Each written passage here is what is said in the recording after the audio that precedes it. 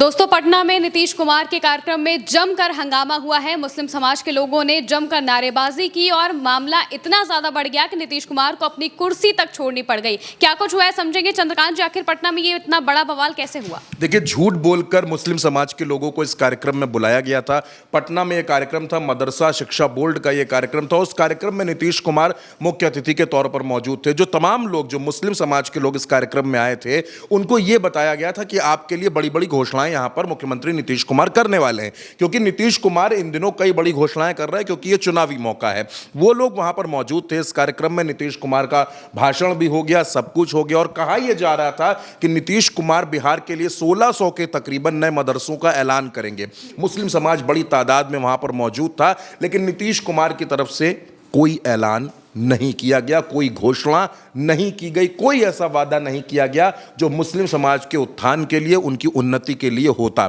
बस इतना था कि और इसके बाद मुस्लिम समाज के जो तमाम लोग थे वो प्रदर्शन करने लगे, वो नारेबाजी करने लगे, हंगामा करने लगे, यहां तक कि वो लोग मंच पर चढ़ने की कोशिश करने लगे। उसकी तस्वीरें भी आप देख रहे हैं किस तरीके से सिक्योरिटी के लोगों को उनको रोकना पड़ा, मशक्कत करनी पड़ी। और जब ये बवाल बढ़ गया तो उस वक्त नीतीश कुमार उस कार्यक्रम में मंच पर मौजूद थे, बैठे हुए थे। जब नीतीश कुमार ने देखा कि हंगामा ज्यादा बढ़ गया है तो वो अपनी कुर्सी छोड़कर खड़े हुए वहां पर, और तमाम लोग जो वहां पर प्रदर्शन कर रहे थे, नीतीश कुमार बार बार उनसे कहते रहे कि आप लोग शांत हो जाइए।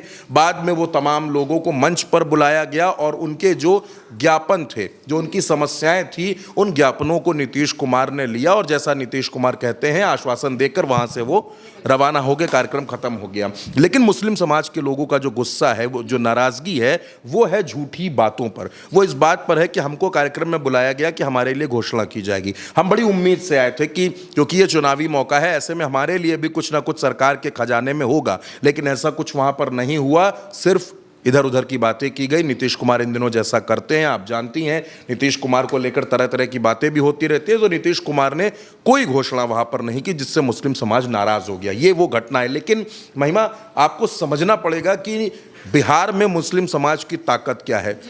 40 से 42 सीटें बिहार में ऐसी हैं जहां पर मुस्लिम निर्णायक होता है। बिल्कुल, चुनाव जिताने हराने की जो चाबी होती है वो मुस्लिम समाज के हाथों में होती है। 11 सीटें तो बिहार में ऐसी हैं जहां मुस्लिम ही डिसाइड करते हैं कि कौन जीतेगा, कौन हारेगा। अगर मैं आबादी की बात आपसे करूं तो 20 से 22% के आसपास मुस्लिम वोटर्स वहां पर रहते हैं। अगर आप किशनगंज की बात करें, अररिया की बात करें, पूर्णिया की बात करें, तो ये जो पूरी बेल्ट है, यहाँ पर मुस्लिम समाज बड़ी बड़ी तादाद में रहता है, बड़ी ताकत के साथ रहता है और बड़े प्रभावी हैं यहाँ पर मुस्लिम समाज के लोग। लेकिन जिस तरीके से चीज़ें हुई उससे मुस्लिम समाज खासा नाराज नजर आया। और आपको इससे पहले याद होगा, जब केंद्र की एनडीए सरकार, जिसमें नरेंद्र मोदी प्रधानमंत्री हैं, वो सरकार जब वक्फ बिल लेकर के आई थी, तब भी बिहार के मुस्लिम समाज बेहद नाराज हो गए थे। आपको याद होगा, उसमें AIMPLB ने एक चिट्ठी लिख दी थी नायडू, नीतीश, चिराग, इन तमाम नेताओं के लिए। बड़े आरोप लगे थे और ये कहा गया था कि मुस्लिम समाज आने वाले वक्त में नीतीश, नायडू, चिराग का चेहरा याद रखेगा।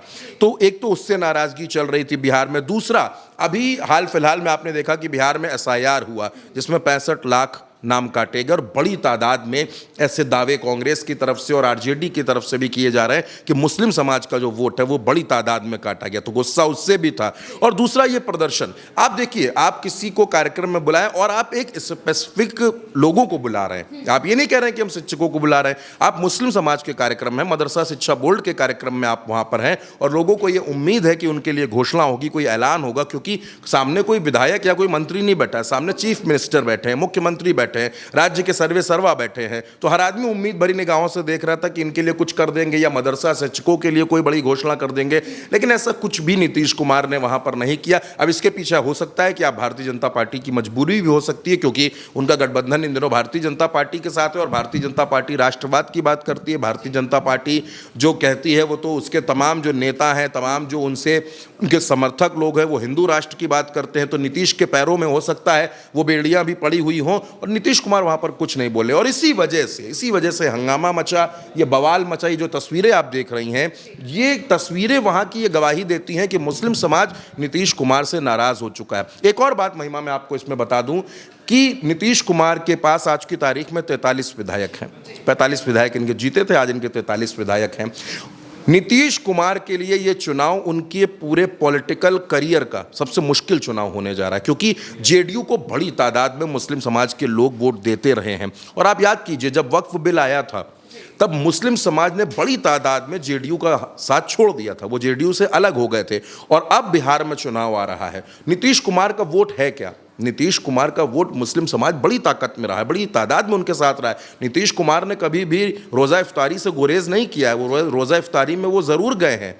लेकिन आज ये स्थिति आप देखिए कि आज वो भारतीय जनता पार्टी के साथ है, और भारतीय जनता पार्टी के साथ होने का नुकसान नीतीश कुमार को ये हो रहा है कि मुस्लिम समाज के लोग उनके खिलाफ नारेबाजी कर रहे हैं, उनके खिलाफ हंगामा कर रहे हैं, उनके खिलाफ प्रदर्शन कर रहे हैं। बिल्कुल, और ये बहुत बड़ी खबर है, क्योंकि अगर देखा जाए तो मुख्यमंत्री के कार्यक्रम में इस तरह की चीज़ होना, और खास तौर से अगर ये कहना कि मुख्यमंत्री के कार्यक्रम में जिन लोगों को बुलाया गया उन्हें झूठ बोलकर बुलाया गया, ये झूठ नीतीश कुमार को काफ़ी भारी पड़ने वाला है। क्योंकि अब मुस्लिम समाज के लोगों को अगर देखा जाए तो जिस तरीके से प्रदर्शन हुआ, नारेबाजी हुई, ये वो चीज़ें दिखाती हैं कि नीतीश कुमार के खिलाफ लोगों के अंदर कितना ज़्यादा गुस्सा भर चुका है, और चुनाव में इसका खामियाजा उन्हें भुगतना भी पड़ सकता है। फिलहाल के लिए मेरे साथ इतना ही। आप देखते रहिए उल्टा चश्मा यूसी।